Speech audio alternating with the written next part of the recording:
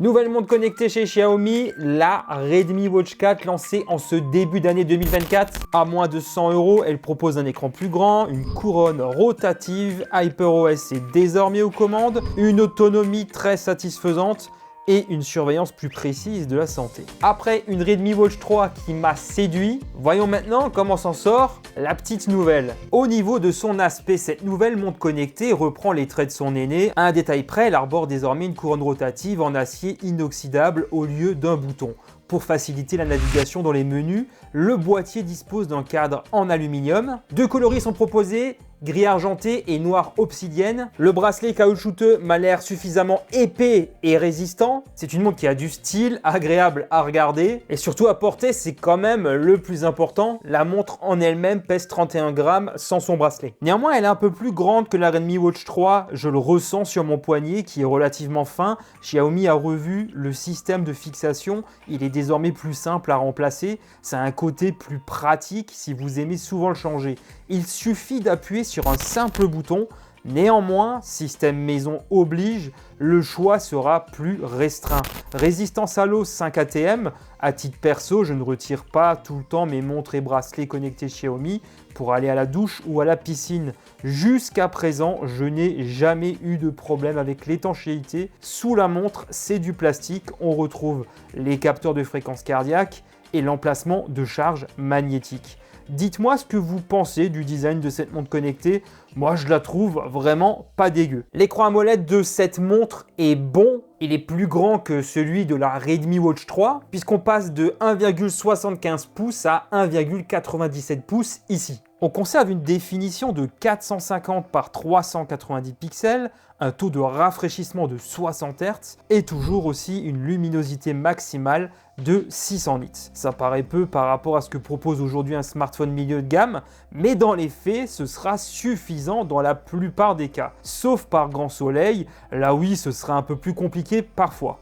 Autrement, la bonne luminosité minimale est aussi à souligner. A l'inverse de la Redmi Watch 3, il y a ici un capteur de luminosité ambiante. Donc la luminosité va s'ajuster automatiquement en fonction de l'environnement. Ça, c'est cool. Ensuite, Xiaomi ne communique pas sur la résistance au choc et aux rayures. Par conséquent, pas vraiment d'amélioration de ce côté-là. La Redmi Watch 4 aussi propose un mode Always on Display. Voici quelques réglages concernant ce mode. Vous pouvez le programmer à des moments choisis pour ne pas être gêné lorsque vous allez vous coucher. Je vous reparle de l'incidence sur l'autonomie un peu plus tard. Cette montre connectée embarque HyperOS. J'avais déjà évoqué ça sur la chaîne. Cette nouvelle interface est déployée sur de plus en plus de smartphones. Et bien évidemment, elle est aussi prévue pour d'autres appareils, tablettes, montres connectées comme ici, et même voitures, etc. Du coup, comment se traduit ce changement d'interface? Eh bien, à première vue, pas de gros changements à signaler de ce côté-là. L'interface est toujours aussi agréable, la navigation est fluide, on conserve toujours la même ergonomie, les mêmes codes. J'ai pris l'habitude de dire que sur ces produits-là, tout finit par se ressembler, peu importe la marque. Alors, on va être clair sur un point, les montres de ce type n'offrent pas autant de possibilités et de fonctionnalités que les montres sous Wear OS, pour ne pas dire Android. Déjà parce qu'ici on n'a pas accès au Play Store, ni d'ailleurs à un catalogue d'applications tout court. On ne peut pas non plus s'en servir pour faire des paiements sans contact, pas de NFC. Ce sont des limitations à prendre en compte avant un éventuel achat. Continuons avec les paillettes, la personnalisation. Vous voulez une montre qui vous ressemble, alors vous aurez du choix.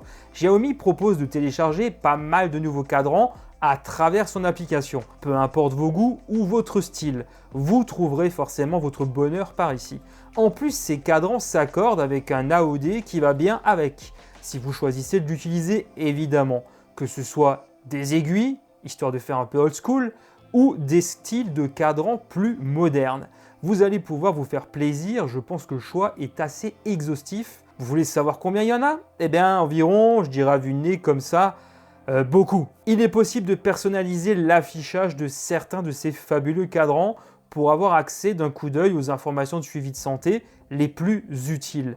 Après, rien ne vous empêche de changer de cadran en restant appuyé sur l'accueil de votre Redmi Watch 4 pour en avoir un différent en fonction de ce que vous faites. J'ai aussi l'impression que sur tous les cadrans, on a uniquement l'affichage des dates en anglais. La navigation dans les menus de la montre n'a pas changé. On glisse de gauche à droite pour afficher les widgets. Vous pouvez en afficher 3 simultanément par écran. Vous conservez bien sûr la possibilité de voir uniquement ceux que vous souhaitez voir affichés à partir de l'application. On peut bien sûr effectuer des suivis de santé avec sa montre, la fréquence cardiaque par exemple. On a les stats journalières qui s'affichent. D'ailleurs, d'après Xiaomi, la précision des capteurs a été améliorée pour affiner les mesures et cela se ressent notamment sur le suivi du sommeil. Vous pouvez recevoir toutes les notifications de votre smartphone sur votre montre connectée ou choisir les applications voulues uniquement.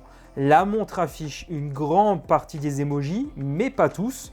On ne peut pas répondre non plus, même avec des réponses rapides, un peu dommage. Les applications les plus populaires bénéficient de leurs propres icônes. Cette montre connectée permet d'avoir un suivi complet. Pas, SPO2, stress, sans oublier qu'elle prend en charge plus de 150 activités sportives et dispose de son propre moyen de localisation GNSS ou GPS, GLONASS, etc. si vous préférez. Pour être clair, vous pouvez aller faire votre sport sans votre smartphone et avoir un tracé du chemin parcouru. Je l'ai utilisé pour traquer mes activités sportives. Alors mes tracés ne sont pas bien compliqués, je tourne quasiment en rond pendant 30 minutes chaque jour. En tout cas oui, ça fonctionne nickel. Je n'ai pas remarqué d'anomalie me concernant. C'est même assez rapide au niveau de la localisation. Alors je suis à la campagne, c'est peut-être aussi un peu plus simple qu'en ville peut-être, où le positionnement peut être perturbé par des bâtiments, j'imagine. Voici quelques sports pris en charge. Ce qui est cool, c'est que c'est bien catégorisé. On s'en sort mieux ainsi lorsque l'on recherche un sport en particulier.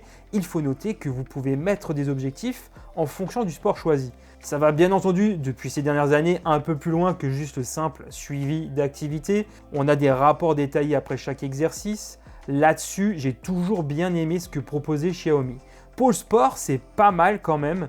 Depuis l'écran d'accueil, si je glisse vers le haut, j'ai des actions rapides. Cette montre connectée est dotée d'un mode ne pas déranger, avec déclenchement manuel ou programmé. Cette montre aussi est équipée de micros et haut-parleurs. Parce que oui, on peut décrocher les appels depuis la montre du moment qu'elle est toujours connectée au smartphone, car on ne peut pas y mettre de SIM. La plupart du temps, je ne me vois pas l'utiliser pour passer des appels, même si la qualité audio est relativement bonne. Qui fait ça avec sa montre d'ailleurs? Bonjour, vous n'avez aucun nouveau message. Menu principal. Que souhaitez-vous faire? Pour choisir votre annonce d'accueil... Autre fonctionnalité annexe que l'on retrouve habituellement sur ces appareils, quand on appuie sur la fameuse couronne, vous allez accéder à des fonctionnalités supplémentaires. On perçoit un retour haptique lorsqu'on manipule la couronne. C'est plutôt cool, je trouve. Dans les fonctionnalités supplémentaires, vous trouvez lampe de poche, la météo avec pas mal d'informations et des prévisions sur les prochains jours. Il est proposé de télécommander l'appareil photo de son smartphone à distance, exercice de respiration, pratique après des activités sportives, suivi des cycles chez les femmes. L'assistant vocal d'Amazon n'est plus proposé, par contre j'ai l'impression. Il y a toujours la gestion de la playlist musicale du smartphone. On ne peut pas stocker de morceaux sur la montre. Il y a aussi les minuteurs, alarmes et chronos, agenda, sans oublier une boussole, pourquoi pas, après tout. Je note la prise en charge du Bluetooth 5.3. Il y a aussi un accéléromètre, gyroscope, boussole électronique. Finalement, l'évolution vers HyperOS n'apporte pas grand-chose à l'expérience. Je n'ai aucune idée de la promesse de suivi concernant cette montre. L'application Mi Fitness sert à récupérer les données de la montre. Elle n'a pas beaucoup évolué depuis la dernière fois que je vous en avais parlé avec le Smartband 8. L'application nous permet d'avoir les détails sur le suivi de santé et des activités sportives.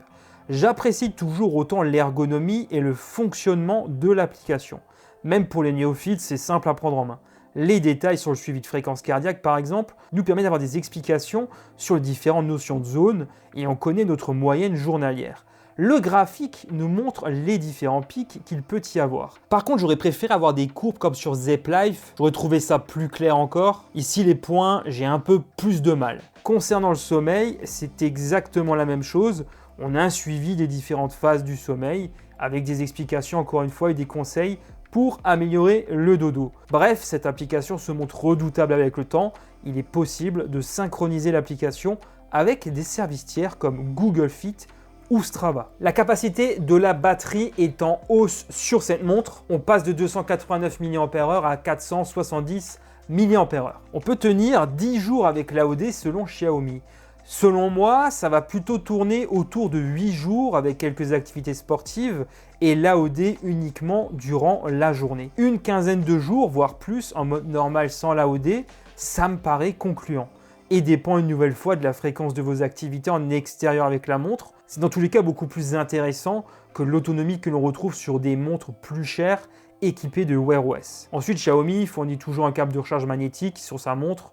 De ce côté-là, c'est assez classique aussi sur ce type d'appareil. Cette montre connectée est disponible actuellement à moins de 100 €. Je vous mets le lien en bas en description si vous voulez voir le prix au moment où vous visionnerez cette vidéo. Si vous cherchez un produit qui vous suive de manière plus précise au niveau de vos activités sportives, sans oublier un suivi de santé plus efficace, dans ce cas-là, cette montre pourrait être une excellente candidate. Bien évidemment, elle n'est pas parfaite comme on l'a vu et se montrera sans doute moins complète que les Galaxy Watch et autres Pixel Watch à titre d'exemple. Mais on a quand même ici des avantages par rapport à ces modèles-là. Déjà, le prix, c'est plus attractif. Donc là, déjà, c'est cool d'avoir ce genre de proposition intermédiaire entre les bracelets connectés et les montres plus haut de gamme. Autre chose, si vous possédez déjà une Redmi Watch 3, changer pour ce nouveau modèle n'aura vraiment que très peu d'intérêt puisqu'elle est encore largement dans le coup encore. Voilà, c'est tout pour moi. Comme d'habitude, si vous possédez vous aussi cette Redmi Watch 4, n'hésitez pas à faire votre propre retour d'expérience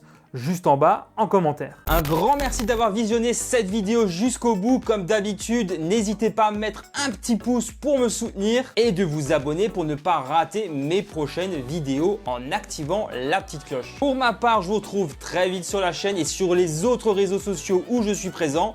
Les liens sont juste en bas en description. À très bientôt. Allez, ciao tout le monde.